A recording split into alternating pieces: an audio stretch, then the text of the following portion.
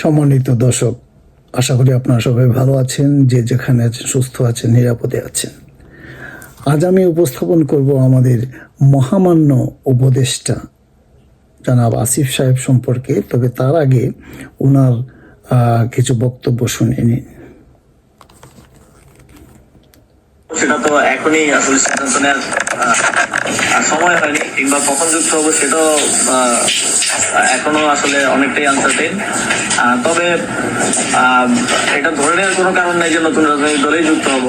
আয়কর জমা না দেওয়ার প্রশ্নের মুখে এর জবাব দেন উপদেষ্টা আসিফ। দাবি করেন মিডিয়াকে চাপ দিয়ে তার সাবেক এপিএস সম্পর্কে বিভ্রান্তি ছড়ানো হচ্ছে।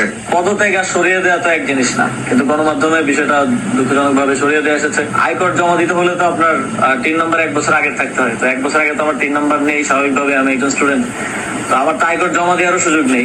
বিসিবি সভাপতি ফারুক আহমেদের বিরুদ্ধে বোর্ডের তহবিল অন্য ব্যাংকে স্থানান্তর নিয়ে নানা সমালোচনার জবাব দেন ক্রীড়া উপদেষ্টার দায়িত্বে থাকা আসিফ মাহমুদ। যেই ব্যাংকগুলো থেকে অর্থটা আসলে অন্য ব্যাংকে ট্রান্সফার করা হয়েছে, ওই ব্যাংকগুলো বাংলাদেশ ব্যাংকের মানে হলুদ সংকেতমূলক ব্যাংক ছিল, মানে যেগুলো ঝুঁকিপূর্ণ ব্যাংক। তো বিসিবি কিংবা যে কোনো প্রতিষ্ঠানের টাকা, এখানে আপনার নিজের টাকা আপনি কোনো ঝুঁকিপূর্ণ ব্যাংকে তো রাখতে চাইবেন না। উনি 3টি বিষয়ে কথা বলেছেন। প্রথমত ওনার নিজের ট্যাক্স রিটার্নের বিষয়, এবং দ্বিতীয়ত এই বিসিবি চেয়ারম্যান সাহেবের টাকা, এবং উনি রাজনৈতিক দলে জয়েন করবেন কিনা। আমি প্রথমত যে কথাটি উনি বলেছেন, রাজনৈতিক দলে জয়েন করবেন কি না, করবেন। ওনার কথা থেকে বোঝা গেছে উনি করবেন, তবে এখনই পদত্যাগ করছেন না। দেখুন বাংলাদেশের রাজনীতি কিভাবে যাচ্ছে। আমরা এক সময় বলতাম নিরপেক্ষ তত্ত্বাবধায়ক সরকার। বর্তমানে যে সরকার আছে সেটাও নিরপেক্ষ তত্ত্বাবধায়ক সরকার হিসেবেই তারা আসছেন, কিন্তু আসলে কতটুকু উনি সরকারে আছেন এবং কিছুদিন পরে পদত্যাগ করে তো উনি রাজনীতিতে যাবেন। তার মানে উনি যে দলেই যাবেন তা প্রভাবিত করার সম্ভাবনাই বেশি, এবং তিনি এখনই পদত্যাগ করছেন না। কেন করছেন না?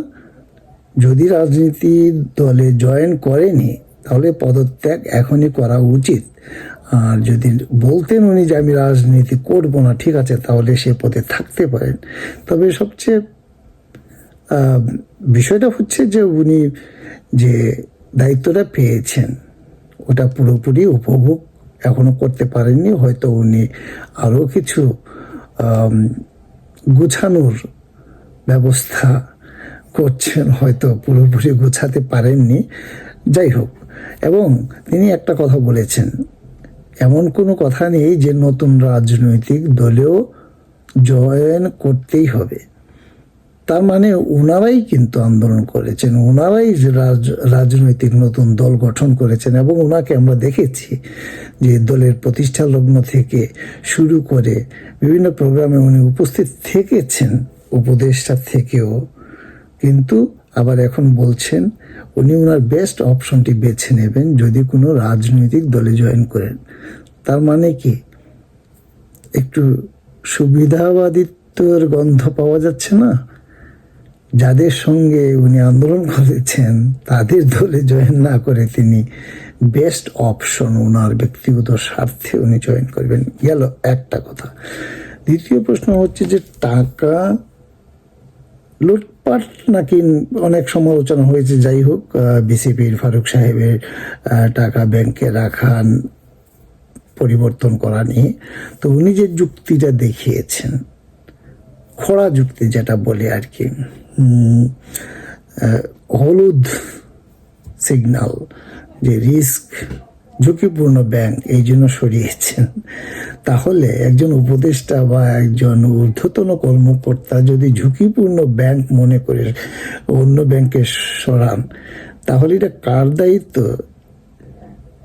যে ব্যাংকটাকে হয় বন্ধ করা, আর না হলে ঝুঁকি থেকে মুক্ত করা। কারণ এই ব্যাংকেই তো সাধারণ মানুষ টাকা পয়সা জমা নিচ্ছে। তার মানে কি দাঁড়াচ্ছে? তার মানে দাঁড়াচ্ছে সাধারণ মানুষের টাকা যাক, জাহান্নামে যাক।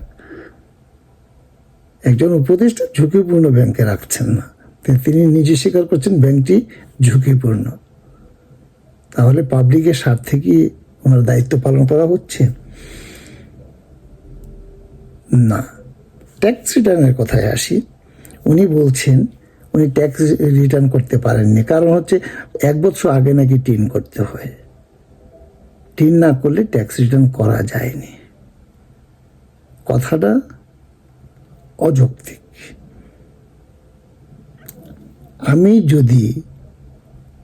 আমার যদি টিন না থাকে এবং এই বছর থেকে আমার ইনকাম শুরু হয়, এখন ট্যাক্স রিটার্নের সময় আমি ট্যাক্স রিটার্ন করতে পারবো না? আমি নতুন টিন করতে পারবো না? গত জুলাই আগস্ট থেকে তারা দায়িত্ব নিয়ে ইনকাম করছেন, ডানে বামে ইনকাম করছেন। ট্যাক্স রিটার্নের সময় চলে গেছে, পাবলিককে চাপ দিয়ে টিন করিয়েছেন। আর নিজের বেলায় স্টুডেন্ট ছিলেন, টিন ছিল না, টিন করার সময় ছিল না। ও না, হতে পারে উনি ব্যস্ত মানুষ, উপদেষ্টা হয়েছেন, এত বড় দায়িত্ব, টিন করার সময় কোথায়, ট্যাক্স রিটার্ন করার সময় কোথায়? এগুলো আমাদের বুঝতে হবে। কারণ আপনি নিজে প্রত্যেকটা মানুষ, আমি আপনাকে বলছি, একজন দর্শককেও বলছি যে আপনি তো আপনার জীবনে ব্যস্ত আছেন, কর্মজীবনে ব্যস্ত সবাই। আর একজন উপদেষ্টা, আপনি জানেন, আপনি তো উপদেষ্টা হন নাই। আপনারা যদি উপদেষ্টা হতেন তাহলে বুঝতে পারতেন একজন উপদেষ্টা কত ব্যস্ত থাকে। এই টিন বিন করার সময় কি থাকে আর ট্যাক্স রিটার্ন করার সময় কি থাকে?